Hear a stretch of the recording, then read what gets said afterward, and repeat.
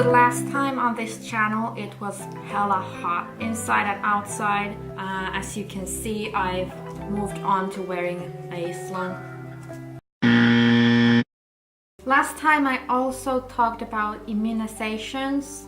I was asked to get the Tdap vaccine with tetanus, diphtheria and pertussis because the boosters that I had received earlier were only for tetanus and diphtheria as per the national protocol.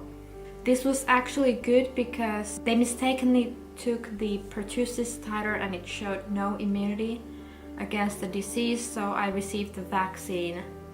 Without this immigration process, I would have never known. The titers also showed no immunity to measles and borderline low immunity to mumps and rubella, so I had to take the MMR vaccine as well. With universal healthcare, these cost absolutely nothing to me except my time and effort to get to the health center after work. And after having received the vaccines, I received a request to get the tuberculin skin test. The schedule was a bit problematic because there needs to be at least a month in between the MMR and the tuberculin. I now have it scheduled for the beginning of September, and I'm just happy that I at last found a place where I can get the skin test done.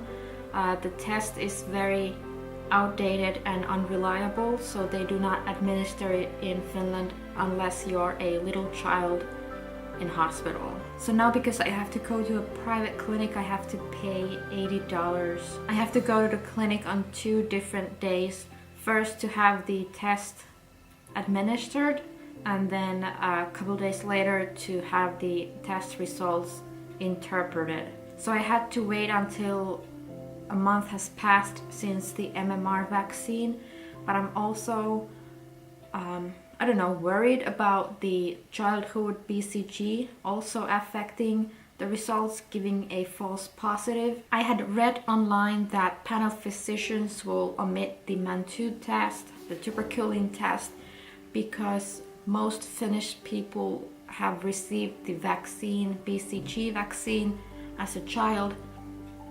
And so instead of the test, they would just do the physical examination, and as indicated, they would get the x-ray. But at least the tuberculin test is now scheduled and it's on its way. It's gonna be checked off my list soon enough. While we're talking about science, another point was that I was asked to get a second dose of MMR a month after the first dose, but the health center nurse kind of laughed at me, or with me, whatever, because she asked me, what country is this for? And I said it's the United States, and she said, of course.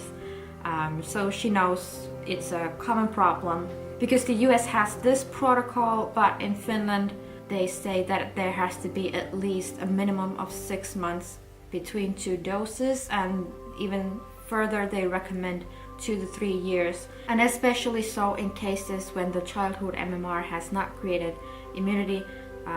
There needs to be time for that immunity to develop. But now, due to the circumstances that I can't do anything about, and I don't really even wish to go against science, we have reached a compromise, which means that I will get the titer done again, and after that the repeated dose. I was looking at the vaccine prices at CVS, Minute Clinic and Walgreens, and the cost of those will be $135 or $99, which is $135.99 more than I would have to pay here, but here I have this obstacle called science. So moving on, my exit interview remains to be scheduled.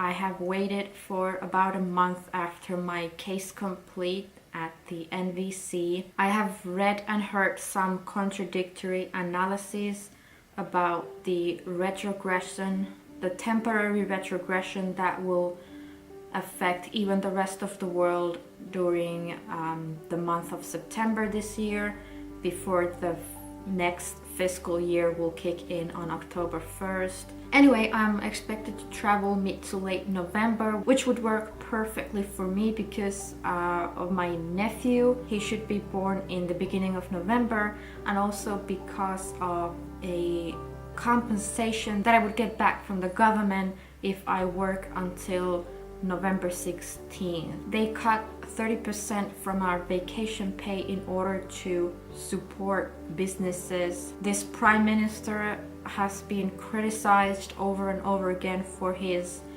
intention to turn this country into a business. At this time, I just feel like any money that I can get from anywhere is just only a positive thing. The compensation will not compensate fully for what they took away from me, but it's gonna be a couple of $100s, so that's something. So I've been on annual leave for 3 weeks now. I thought I was gonna be so much more productive. I thought I would be able to relax so much more, but I was just so exhausted, I guess, because I had not had any vacation for 8 months, and because this year has been so stressful. But after all, I was able to organize my stuff, things to be sold on a flea market.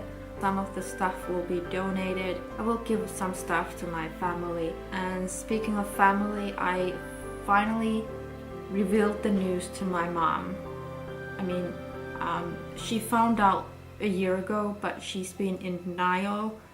And now the issue was brought up and we discussed it. She took it surprisingly positively. I felt she was being supportive. She was helping me with the stuff, and she promised that she would be the person who ships the whatever boxes I want to take to the US at a later date, because I'm only gonna be able to bring my luggage to Orlando.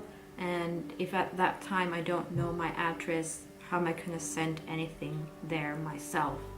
So my mom's gonna help me, which is a huge relief to me, because I was afraid that she was gonna think of that as a burden, because you know, I'm leaving, I'm her daughter, I'm leaving, and she has to kind of grieve the situation and then do this thing for me, which only reminds her of how far away I am.